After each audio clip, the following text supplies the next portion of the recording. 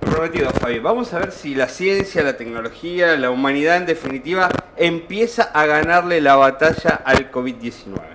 Exacto, y para eso nos vamos a ir a Europa, concretamente al Reino Unido. Allí está la doctora Marta Cohen.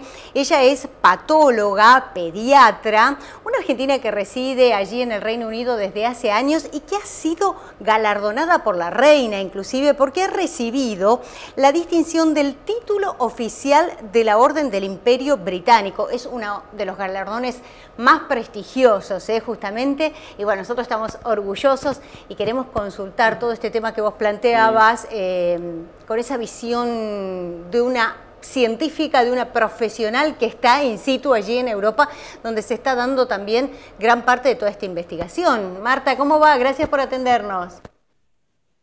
Hola, ¿cómo están? Bueno, gracias por recibirme, invitarme a su casa. Bueno, ¿cómo se está viendo todo esto en Europa, concretamente en Gran Bretaña, en este momento donde todo pareciera centrarse en la vacuna? ¿Se plantea el mismo debate que aquí en Argentina? ¿Se vive esa ansiedad que tenemos acá? No. No está tan politizado, no está politizado. No he visto demostraciones pro cuarentena o anti cuarentena. No todo el mundo está con el gobierno, pero se vive de una manera más respetuosa. No he visto en los medios gente hablando contra que la pandemia no existe, que nos la han inventado, que nos quieren meter un chip, que lo de la vacuna es para ponerte un software para, bueno, todo lo que dice la gente es que son antivacunas. Y no he visto aquí gente que hable en los medios públicos de eso. Seguramente están, sí, pero me da la impresión de que la división que hay en Argentina, la confrontación que hay de un lado y del otro, no la veo acá. Marta, es mucha mayor la ansiedad allí. ¿Usted considera que estamos próximos a empezar un camino de derrotar al coronavirus a partir de la investigación y de los avances, sobre todo en materia de vacunas? Bueno, ciertamente la vacuna va a ser una gran ayuda, pero lo más importante es que no es lo único. No podemos dejar toda nuestra esperanza y nuestra fe y decir, bueno, ya se superó, ya ahora pasamos, ya no está más la pandemia. Por favor, no bajemos los brazos porque la vacuna es una ayuda. La vacuna va a ayudar a que las personas vulnerables, mayores de 65 años y personal de salud y aquellos que tengan riesgo de enfermarse y tener una enfermedad grave y morir o no, o por lo menos tener una enfermedad grave, van a estar protegidos. Sin embargo, primero no va a haber vacuna para todos. La vacuna va a ser al principio para algunos, hay que privilegiar estos grupos y luego dentro de un año en total habrá vacuna para todos. Hay que vacunar a 7.200 millones de personas con 2 dosis y probablemente un refuerzo cada 6 meses. Todavía no se sabe cuándo. Pero además se está viendo ahora que las personas que han sido vacunadas se han podido infectar y han tenido un resfrío, una gripe. Es decir, que probablemente una de las posibilidades es que las personas vacunadas pueden igual adquirir la infección y pueden también contagiarse y contagiar. Y eso es importante, porque cuando la vacuna se empiece a vacunar, probablemente no el 100% de las personas van a adquirir la inmunidad, sino que va a ser un porcentaje alto, a lo mejor el 90%, a lo mejor el 92% o el 85%. Pero no vamos a saber quién no adquirió la inmunidad. Entonces es importante que nos sigamos manteniendo ese distanciamiento y esa responsabilidad individual de cuidarnos para cuidar al otro, porque la vacuna no nos garantiza una inmunidad que no vamos a adquirir el virus. Quería intensificar este concepto o esta parte de su respuesta en la que nos dice no va a ser masiva, no es para todos, es para personal médico y personas en riesgo. ¿Esto se debe a que la vacuna adelanta su etapa de investigación o de prueba o es una recomendación general a partir de las consecuencias que puede tener el coronavirus? No, esto es porque al principio no hay 7.200 millones de dosis para la primera, más 7.200 millones de dosis para la segunda dosis, o sea, 14.400 millones de dosis para todos. No hay, directamente no hay.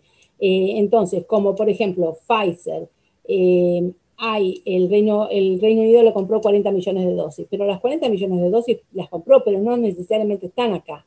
Compró 100 millones de AstraZeneca, pero a lo sumo va a haber 4 millones disponibles para principios de diciembre, si está aprobada la vacuna. Es decir, que no está la capacidad de producción lista como para que haya una vacuna para todos ahora. Por eso hay que privilegiar a las personas vulnerables, a las de más de 65 años y al personal de salud. Pero no es porque es porque no hay una producción suficiente de vacunas. Esta carrera, ¿no?, por la aprobación, ¿atenta contra la eficacia? Contra la eficacia. Bueno, es un riesgo, ¿no es cierto? Habitualmente cuando se hace una vacuna, las vacunas llevan muchos años, mínimamente 2 años. Hay vacunas que han llevado 20 años, hay vacunas como la del HIV que hace 40 años que se está tratando de desarrollar y no ha podido desarrollarse una vacuna exitosa. Por lo tanto, estamos en una situación de pandemia. Organizaciones como la Organización Mundial de la Salud, la Food and Drug Administration, organizaciones europeas de medicamentos, agencias europeas han aceptado que se va a aprobar una vacuna que al cabo de la fase 3 muestre que es eficaz, que es segura y que da una inmunidad duradera. Pero no va a seguirse a los pacientes durante 2 años como se hace con la fase 4. Se va a aprobar antes. Si la vacuna demuestra eso, ¿no?, que despierta respuesta inmune, que los resultados de la fase 3 son buenos, con 6 meses de inmunidad, y que no hay efectos adversos serios. Y Marta, ¿hay un organismo internacional, digo, más allá que pueda expedirse o no la Organización Mundial de la Salud, o depende del organismo de cada país, como en nuestro caso la ANMAT? Claro, yo sé que, por ejemplo, la Organización Mundial de la Salud va a hacer una aprobación, pero obviamente tiene que ser aprobada por el ANMAT en el caso de Argentina. Cada nación, cada país del mundo tiene sus agencias nacionales y tienen que ser ellas los expertos en decir, bueno, aprobamos esta vacuna o no la aprobamos por esta situación. Quería consultarle, Marta, respecto de lo que ustedes pueden estar evaluando en Europa, particularmente en lo que se llama la segunda ola. Si se detectan, si se pueden analizar diferencias, mutaciones en cuanto al virus, y si esto también tendría algún impacto en la elaboración, la fabricación de vacunas, si deben ser readaptadas anualmente, como conocemos, por ejemplo, algunas para el caso de la gripe, ¿no? Bueno, sí, el virus ha mutado más de 12 veces. De hecho, la cepa inicial L que surgió en Wuhan, quedan muy pocos, era menos contagiosa que la cepa que se encontró en Estados Unidos y en Latinoamérica, que es la cepa G.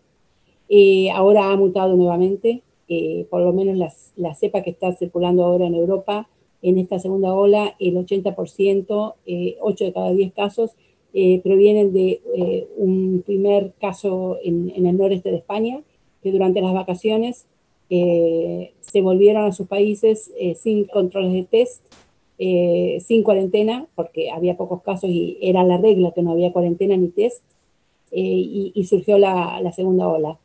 Por suerte, las mutaciones lo han hecho al virus. No ha cambiado la capacidad antigénica, es decir, las características de los antígenos del virus no han cambiado. Sí se ha hecho más infeccioso y más contagioso, pero no ha cambiado los antígenos que están en la corona del coronavirus. Entonces, por eso las vacunas hasta ahora sería la misma para todas las cepas. Marta, antes de ayer Pfizer anunció el 90% de efectividad en su vacuna, hoy el 92% lo hizo el gobierno de Rusia. Mi pregunta es, ¿qué pasa con ese 10% restante? ¿Implica un cierto riesgo o es el margen que en general tienen de efectividad la mayoría de las vacunas que nos aplicamos o se aplican a los niños normalmente? Sí, bueno, la vacuna de Pfizer ayer dijo que algo como 38.000 de los 39.000 y tantos voluntarios habían terminado la fase 3, que se les había aplicado esos 38.050 o 500, se les había aplicado la segunda dosis el 8 de noviembre y al día siguiente ya demostraron que el 90%, o sea, 9 de cada 10, tenían una buena respuesta. No sé si pasa con todas las vacunas, probablemente sí con las vacunas de la gripe, lo que pasa que, bueno, no es tan relevante como en este caso, ¿no? Pero por eso es importante que 9 de cada 10 van a despertar inmunidad y 1 de cada 10 no. Ahora, quiero decir que la vacuna rusa, la fase 3 no terminó, la fase 3 comenzó en septiembre y estaría terminando en abril, en marzo-abril, y según tengo entendido, el 92% de respuesta inmunitaria es en 20 pacientes. Es decir, que cuando vos lo extrapolás a 38.000, a lo mejor es menor o es mayor, pero digamos que no es lo mismo comparar más de 38.000 con 20. Claro, y la de Oxford, perdón, Germán, y la de Oxford... Oxford... la política, ¿no es cierto? De decir, bueno, nosotros somos mejores que ustedes y sacarlo al otro día, antes de esperar la fase 3. ¿Y la de Oxford, Marta, que justamente, bueno, in situ, ustedes tienen más información? Bueno, la de Oxford no está terminada la fase 3. Bueno, sí, está terminada, pero no son públicos los resultados.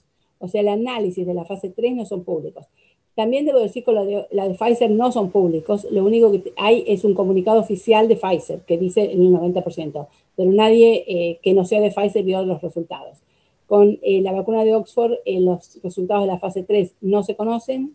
De la fase 2 se sabe que con una dosis el 90% y con 2 dosis el 100% tenían inmunidad. Pero bueno, la fase 3 todavía no se conoce. Le quería consultar, Marta, sobre un tema paralelo al de la investigación que tiene que ver con los testeos. También me parece que allí hay un trabajo o una elaboración importante, muy necesaria para generar algún tipo de testeos rápidos, económicos y muy masivos, ¿no? Lamentablemente en nuestro país esto no funcionó del todo bien. El PCR, que se supone que es la prueba más eficiente, demora y no es accesible para todos, solamente con síntomas. Allí seguramente hay un lugar a donde avanzar desde la investigación para tener rápidamente el resultado y evitar los contagios, ¿no? Sí. Mira, yo de paso te quiero decir que subo periódicamente a mis redes, no sé si ustedes me siguen, pero ahí voy subiendo comparaciones de las vacunas, cuestiones de los niños, cuestiones de los test y demás, y de la importancia que tienen los test. Es en el Face o en el Instagram es @drmartacohen, @Dr. Marta Cohen. Y justamente lo que vos decís es importante. La PCR, sí, tardan mínimo de 8 horas, pero a veces hay que hacerlo en otra ciudad, en el caso de Argentina, y puede tardar 2 días o a veces puede tardar más. Y es muy específica, 100% específica. Con respecto a los test rápidos, hay algunos que tienen un 85% de efectividad, de sensibilidad, y otros que tienen más del 90%. Y, por supuesto, quiere decir que se escapan algunos falsos positivos. Algunos positivos escapan como falsos negativos, ¿no es cierto? Pero el diagnóstico está en algunos en 20 minutos, en otros que tienen más eficacia del 100% está en 90 minutos. Y se testea el coronavirus y a veces te puede testear otros virus de la gripe, por ejemplo. Y es importantísimo porque la manera o sea, la vacuna va a ayudar, pero la vacuna no va a ser lo único. Hay que seguir con el distanciamiento social, con el higiene de manos y el uso de barbijo, pero además los gobiernos deberían estar en Argentina haciendo 1 millón de test diarios y se están haciendo entre 20 y 24.000. ¿Y por qué? Porque como no tiene síntomas, no se hace el test. Y si no, hay que seguir un protocolo de que hacer el test es una pesadilla. Pero en realidad, 8 de cada 10 infectados son asintomáticos. y sobre todo son jóvenes de 16 a 32 años. Entonces, si se hicieran el testeo masivo en las escuelas, en las universidades, suponiendo que los chicos puedan volver a la escuela, a la universidad, los shopping centers, los trabajos, las fábricas, en todos lados, que haya las maquinitas, son muy chiquititas y ya te digo, el resultado está en 20 minutos, se llama POCT en inglés, de Point of Care Test, o sea que es en el lugar donde está el lugar, se hace el test y no necesitas un laboratorio ni nada muy complicado. El CONICET tiene los métodos para hacerlo.